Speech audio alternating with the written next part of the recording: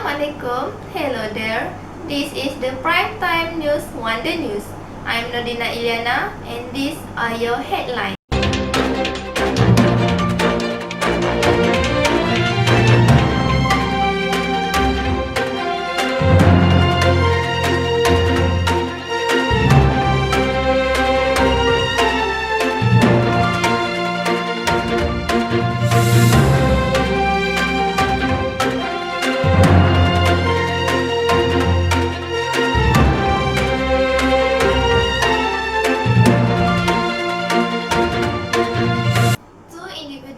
Caught on CCTV camera killing a pregnant cat by putting the feline in a dryer at a self-service laundry at Gombak, Selangor.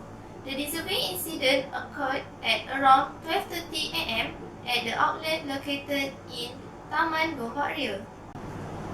In the 2-minute 50-second long video shared by Malaysia Animal Association (MAA), the two suspects were using the laundry service and one of them picked up a cat from under the table before putting the feline in a dryer. The two men then left with the clean laundry but came back a few seconds later to put coin into the dryer. After hitting the start button, they both left the premises, and the other customer who came later found the dead cat at the machine splattered with blood. Before informing the laundry operator, MAA President Aridwi Andika said the association condemned the cruelty and had lodged a police report. Meanwhile, Gombak Police Chief Assistant Commissioner Shamsul Ma'ruf, when contacted, confirmed the report, adding that the police are hunting down the suspect. The case being investigated under Section 428 of Penal Code for killing or maiming any animal. Beirut explosion, how to help victims of disaster in Lebanon. On Tuesday, 4 August, Beirut, the capital of Lebanon, was left devastated by massive explosions. At the city spot, at least 100 people are currently known to have died, and 4,000 people have been left injured from the blast, which caused damage to streets within a radius of several kilometers. According to Just Katan, the head of Lebanese Red Cross, there are still victims trapped under the rubble. Organizations including the Lebanese Red Cross, Bid Al-Barakah and Donors Sans Compter have been provided support for victims of the explosion, evacuating people from the area, setting up blood drives and helping to house families whose homes have been wrecked. Here are several organizations and initiatives that you can donate towards to help victims of the Beirut explosion. First, Lebanese Red Cross. The Lebanese Red Cross is the country's main provider of ambulance, with more than 300 ambulances and 3,000 emergency medical technicians on its staff. Following in the explosion at the port in Beirut, the Lebanese Red Cross shared regular updates on its social media channels regarding the dispatch of its emergency medical teams to rescue and evacuate victims in the area. The organization made an urgent plea for blood donation and the Lebanese Red Cross blood transfusion centers across the country, in addition to setting up triage and first aid stations. To treat victims with non-critical injuries, the organization says it is to help save lives and assist people in recovery. دايما حدك. Second, Bid Al-Barakah. Bid Al-Barakah is a non-profit organization based in Beirut that offers help to families and elderly people in Lebanon who are struggling with the cost of living. Following the explosion at Beirut port, the organization stated on its Instagram story that it is going to help fix the homes of families that were severely damaged as a result of the blast.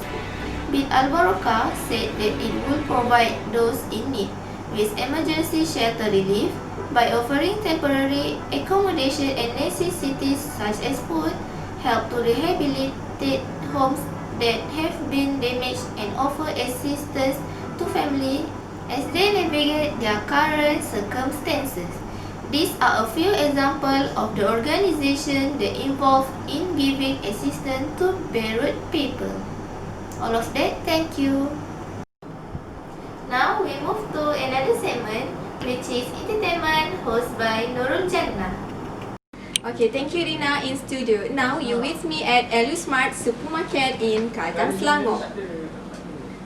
Today is the opening day at Smart Supermarket, which has become the focus of the public to come here. There are many people who come to shop here, willing to queue long from early in the morning. So let's ask some questions to buyers present here. Hi, Assalamualaikum. Waalaikumsalam. Yeah, what is your name? My name is Nuruda. So how do you feel when you shop at Smart? Alhamdulillah, I feel lucky because my wish to buy here has been achieved. Even though the queue was long, and it's okay for me. Oh, alright. Yeah, that's good. So what do you think the price here is very reasonable to buy? Yes, the price is very cheap. In addition, Smart can help other people in need. And then for me, the price given is not the same at other shop. So alright, thank you, Miss. I'm welcome. Hello, hi. Assalamualaikum. Oh, hello, hi. Okay. What is your name? My name is Raudaneha. Oh, that's good. Okay. Yes. How do you think about Smart? It's very good, affordable price for all people. The goods provided are very nice, and the customer service is satisfied. Good, that's true, Miss. So what is your opinion about the market in the future? I hope Ustaz Abid you can continue this dakwah by helping Malaysians more. In addition, Smart also need to be open in every state. Wow, okay. Wow!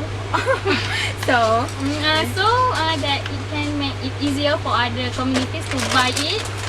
As the saying of Ustaz, Allah love us. yeah. Alright, that's all for me. Thank you. Abid Liu is no stranger to us. The man has been actively participating in charity works during MCO, and his compassionate action deeply touched the nation. Before this, we saw him making round trips to hospital, clinics, and police stations to provide supplies and support our frontliners. Now, the man decided to crank it up a notch and build 10 economical marts for those who need it. Ustaz Abid Liu stated that helping people in need and making them smile was his pleasure. That inspired him to do modest came to the idea of charitying Smart, assuring us that all of the items will be offered at the lowest price possible. This weekend marks the grand opening of the first two Smart. You won't believe how cheap the item could get. Early birds will get the chance to purchase some item under only RM1 Malaysia. Back to Nordina.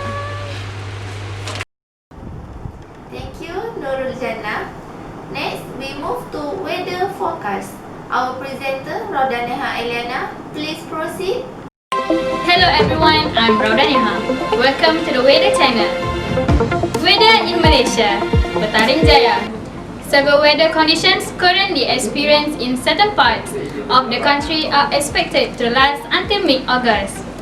Malaysian Meteorological Department Malaysia Director General Jilan Simon said they had forecast thunderstorms and rain would sweep across the coastal areas of Perak, Selangor, Melaka, Negeri Sembilan, west of Johor and the east of Sabah in the morning. In the evening, states and territories in the west coast, especially in Perak, Selangor, Putrajaya, Kuala Lumpur and Melaka would experience thunderstorms. We expect the current wet conditions with on and off thunderstorm will continue until middle of next month. As if this means the monsoon season was arriving early, Jailan said, Malaysia was still experiencing the usual southwest monsoon season which began on May 18.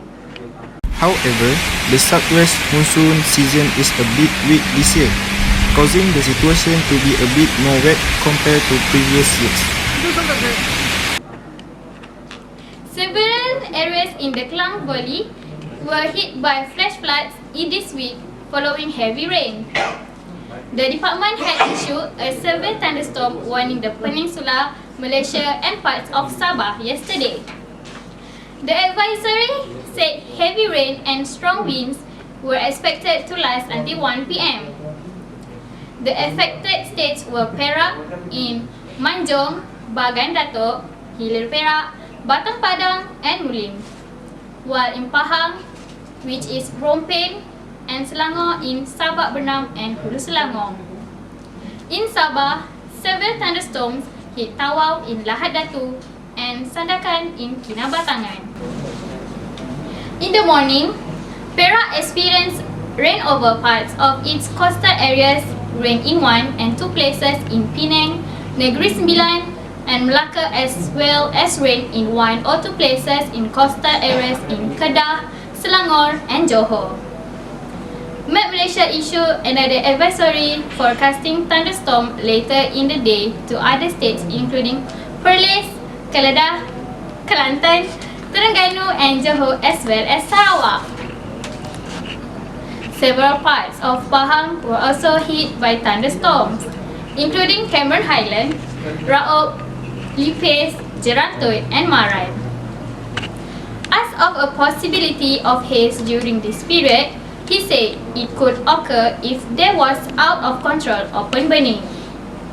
However, the possibility of a bad haze is quite low. For next month, Met Malaysia forecast that many states in the peninsula would experience an average rainfall of between 100 mm and 300 mm, except for Johor Bahru, Iskandar Puteri, Pontian, Kulai, Kota Tinggi, Keluang, and Batu Pahat, which would have an above average rainfall between 200 mm and 300 mm. Many parts of Sarawak are expected to receive an average rainfall of between 150 mm and 350 mm, except for areas in Kuching, Samarahan, Sri Aman, Betong, Sarikei, and Sibu, which are expected to experience an above average rainfall of between 250 mm and 350 mm. Sabah and Labuan are expected to receive an average rainfall of between 100 mm and 350 mm. University Malaya UM meteorological expert Dr. Shiba Chenoli said with Malaysia being an equatorial maritime country, there would be tremendous heating and availability of vast amounts of moisture. This contributes to the vertical development of the cumulonimbus clouds. They are associated with thunder, lightning, heavy rainfall, and cold winds during this period. The authorities have advised the public to be cautious of dangers posed by water columns in waterfall areas and to avoid parking vehicles in flood-prone areas. That's all from me. We go back to studio. We continue to international weather. At least 2 people have died in flash flooding in Vietnam after a heavy rainfall brought by tropical storm Sinlaku. Meanwhile, hundreds of homes have been flooded as the storm dumped heavy rainfall making its way over Laos and Thailand.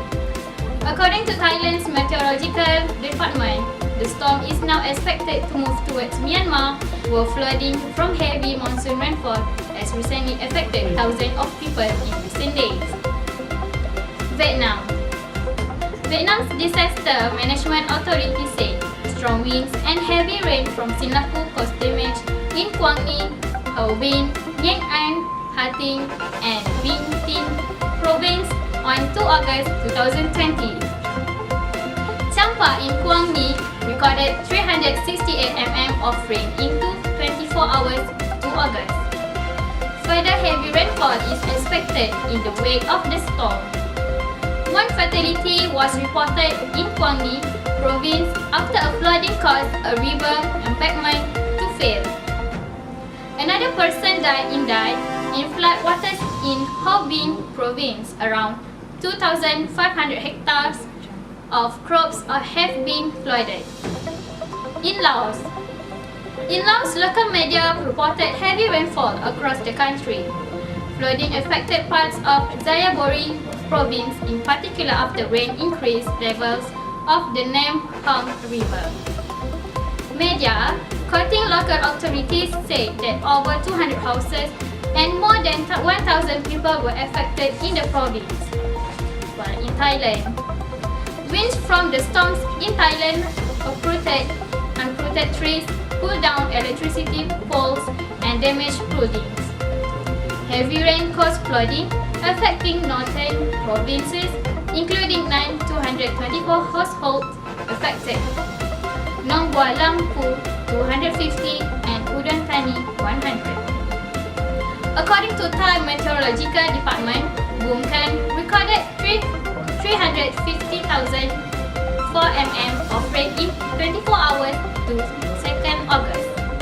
Loi recorded 100.2 mm during the same period. The worst of flooding occurred in Loi province, where around 680 homes were damaged across the district of Muang, Chiang Kan and Pak Chong.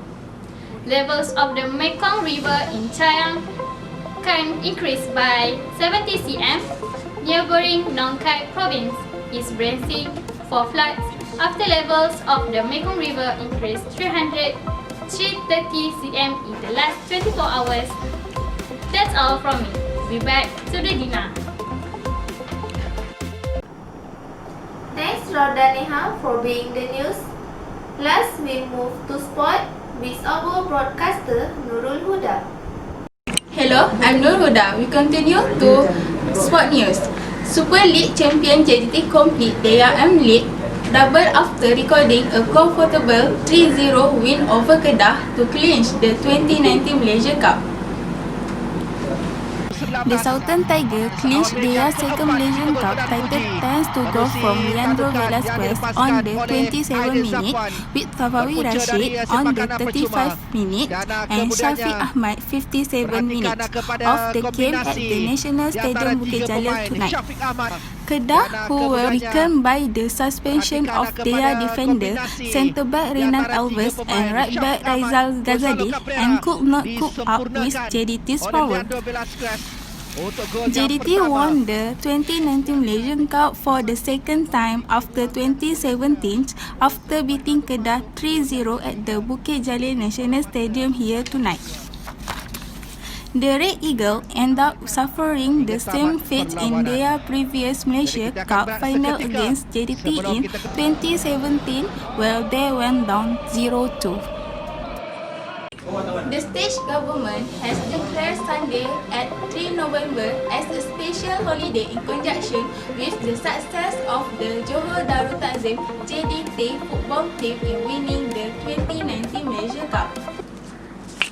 The announcement was made by Johor State Secretary Dato' Azmi Rohani after the match at Bukit Jalil National Stadium ended with a 3-0 victory of Kedah. In addition, Dato' Azmi Rohani said the holiday was in appreciation of all JDT supporters who had given their full commitment and undivided support to the Southern Tiger in bringing glory to Johor Darul Takzim. So, congratulations for all JDT teams. Thank you Nurul Huda. With that, we wrap up the Wonder News for today. Before we go, we just want to remind to take care and stay